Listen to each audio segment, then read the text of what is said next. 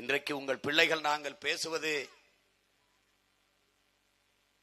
ஏதோ இவர்கள் பேசிக் கொண்டிருக்கிறார்கள். தென்காசியிலே ஒரு ஓரத்திலே இத திருக்கோயில், ஏதோ ஒரு கோயில், ஒரு என்ன ஊர் என்று கூட தெரியவில்லை,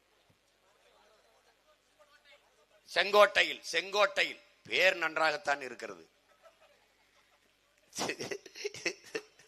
பேர்ல தான் தமிழனுக்கு கோட்டை இருக்கிறது, ஒன்றும் இல்லை. என் அன்பு மக்களே, என் அருமை சொந்தங்களே, என்னிலும் இளைய என் தம்பி தங்கைகளே,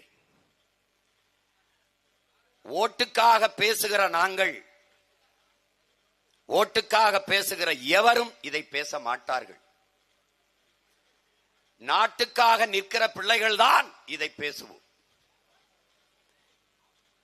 கல்குவாரி நடந்தால் எத்தனை பேருக்கு வேலை கிடைக்கிறது, எவ்வளவு பேருடைய குடும்பம் வாழ்ந்து கொண்டிருக்கிறது.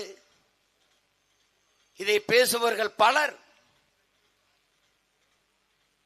எவ்வளவு காலத்திற்கு வாழ்ந்து விடுவீர்கள் என்றால் கேள்வி இல்லை, அதற்கு பதிலே இல்லை. அந்த கேள்வி எழுப்பினால் எவரிடத்திலும் பதில் இல்லை. நீங்கள் ஆழ்ந்து சிந்தித்து பார்க்க வேண்டும் அன்பு மக்களே. இவர்கள் எல்லோரும் நினைக்கிறார்கள், பெரிய பெரிய மாளிகைகளை கட்டி வைத்து விட்டால், விலை உயர்ந்த கார்களை வாங்கி நிறுத்தி விட்டால், வங்கி நிறைய பணத்தை போட்டு வைத்து விட்டால் நம் பிள்ளைகள் நலமாக வளமாக வாழ்ந்து விடுவார்கள் என்று எண்ணுகிறார்கள். இது போல ஒரு பைத்தியக்காரத்தனம், ஒரு அறிவு கட்டத்தனம் உலகத்திலே கிடையாது. நீ மலையை நொறுக்குகிறாய், கற்கள் அதை என் சாண்ட் என்று நொறுக்கி சாலை போடுகிறாய், கட்டடங்களை கட்டுகிறாய், மாளிகைகளை எழுப்புகிறாய்.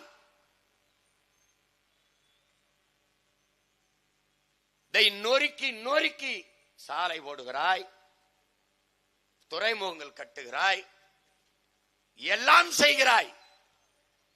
சாலை நீ வீடு கட்டுவது வீடு அல்ல, வருங்கால உன் பிள்ளைகளுக்கான சுடுகாடு சமாதி என்பதை நீ நினைவில் வைக்க வேண்டும்.